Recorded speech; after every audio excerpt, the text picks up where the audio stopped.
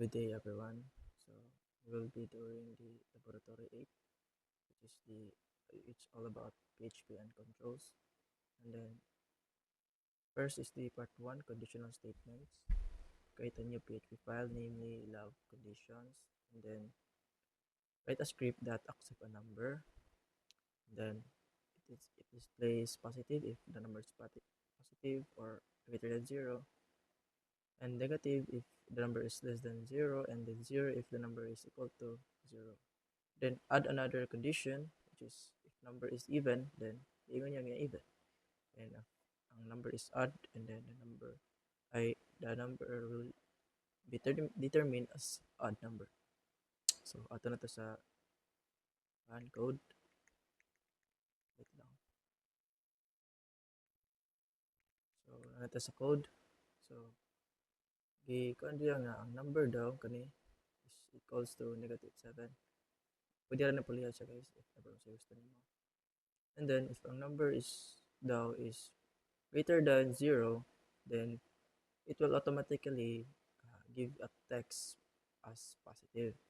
And then if ever na below less than 0, less than meaning a sign, less than 0, then it will give a text negative. And then if kuan neither sa duha, if ever wala sa duha, if 0, 0. And then if ang number daw, yun siya yung ikaduhang condition. If ang number daw is mukhang siya og 2. So mukhang siya og 2, I mean ma-divide siya og 2. So it is even number. If dili daw ma-divide og 2, add number. So ito sa result. So makita niyo ang result is negative. Kaya ang negative 7 is a negative number.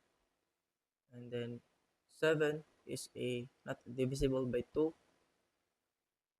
So, siya, add number siya. Ano lang siya, kasimple ang part 1. So, proceed to sa part 2, which is the loops. So, create a tag file nga, namely lab Japon, then loops. And then, first is using a for loop. Ang mo-display siya 1 to 20 in one line. So, straight lang. Hindi siya pa na straight line na horizontal. And then, using a while loop, calculate the sum of the numbers 1 to 10. Di bali, 1 plus 2 plus 3 plus 4, something ana. And then, using a do while loop. So, mag-print siya of multiplication table of 5 from 5 times 1, then 5 times 2, until 5 times 10. So, mas ma-explain na to siya sa code karon. So, based sa code, nato siya for loop, diba? Sa for loop, muna siya ang code. Kung na to ang I is equal to 1, then I should be until kuan lang siya, until 20 lang. Condition siya. And then increment. So muna siya nga I may butang tutoriya ang I kuan di pa siya moabot yung kuan. So I naman na. 1 is less than equal to 20, then print, then increment until 2, until 3, until 4, agad siya. And then ano lang siya, mag-increment lang siya until nga ma-meet niya ang if ever nga mo 21 na gani, di ba last one is 20. If mo 21 na gani, 21 is not less than or equal to 20 naman. So cut na ang looping. So mag-break na siya. And then so while loop, ang importante is sum and then num. So if ang number daw is greater if a number daw is less than 10, so ito na siya sa condition. Sum plus num. So ang kaning num is muna siya ang kani. So 1 plus 1, 1 plus 1, 2. 1 plus 1 is 2. And then increment niya. 2 plus 3, 4. 2 plus 3. 2 plus 3, 3 plus 4, 4 plus 5, 5 plus 6, 6 plus 7, 7 plus 8, 8 plus 9, so forth na siya. And then, print niya ang result. So makita natin ang result niya. And then sa multiplication table, so first jud is mag ini kan sa anang tawag ni magbutang tadaan dayon ba. And then modern tayo ng condition. So ingani siya ang code. So proceed ta sa sa result. So ingani ang result. So sa for loop giprint niya ang 1 to 20 kay mo siya. Until 20 lang man ang condition, di ba? And then sa sum of numbers, so gi-add yung tanan, i-calculate niyo na, i-use niyo yung calculator, ang result is 55. And then, sa multiplication table, is ingani siya ang forma. Di ba makita niya, 5 times 1 equals 5, 5 times 2 equals 10, 5 times 3 equals 15, and so blah blah blah blah. Yan na siya. Di ba? So, ingana lang siya ang part 2. Proceed na po sa part 3. So, proceed to sa part 3, which is the user-defined function. Create a file love functions php. Create a function named the greet user the name. So mag-greet lang siya, di bali. For example, hello Jebs, ano ba? Hello Jiboy, ano. So write a function called compute average. I-compute yung average. And then i-return niya ang average and display sa return value. And then write a usual function prime number. It determines if a number is a prime. So, ma-explain nato na niya. And then, i-connect lang nato ni dayon ang part 4, which is built-in PHP functions. So, muna siya, message, hello, muna siya atong message, hello PHP students. And then, string, so, to lower, to upper, to reverse, and to find PHP. And then, create an array, fruits, mango, banana, apple, orange, then apply sort, array reverse count. So, muna siya itong himuon ron. So, proceed sa code. Wait lang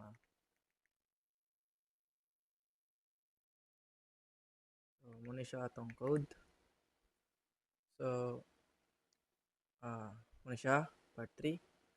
So, atong greet user is, atong mga user is, Jiboy, Anna, and Mark. So, muna siya ang i-display. Hello, the name, kani. And then, welcome to PHP something, na. So, muna siya. And then, so, compute average, so, compute average is A, B, and C. Then, return A, B, C, and divide by 3. So, i-plus man dapat mo para makuha mo average. Divide po mo kung pila sa kabuo. Diba?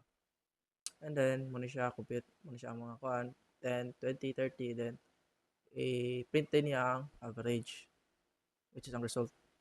And then, sa function na butas, sa kuhan na butas sa prime, katong prime. So, muna siya ang code. And then, i-test na to ang number 7. If prime number ba ang 7. So, muna siya ria. So, muna siya ang code. So, makita na tong result na niya. And then, sa katong hello PHP student, so sa part 4, muna siya. Lowercase, string length, kung sa katas uppercase, reverse, and then, position daw sa PHP, ikapila daw siya sa kuan, sa list. And then, last na kuan,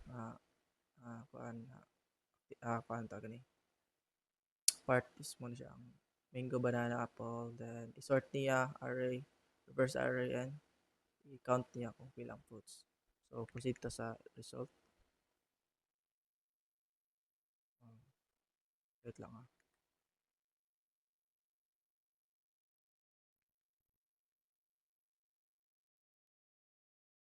So, ano siya ang result? Makita ninyo nga ang i-print niya si G-Boy, si Anna, and si Mark. Diba? Kay, moment nakabutang dito ang greet user. And then, kung sa average 20, di ba, ang kuha nato is 10, 20, o 30. And then, i-plus na yung matanan. 10 plus 20 equals 30. 30 plus 30 equals 60. 60 divided by 3, kay 3 man kabuk sila. So, 20 ang answer. Yan lang. And then, sa kuan, And then ang kaning 7 is prime. So 7 i-divide nimo siya og kuan uban nga mga numbers. Dili siya pwede. 7 divided by 2 cannot be. I mean, okay siya if decimal pero dili man mo parang decimal. Atong gihisgotan man is whole number. 7 divided by 3, di pa pwede. 7 divided by 8, dili po siya pwede. So, 7 divided by 1 is the only kuan nga ma-divide siya. So, 7 is a prime.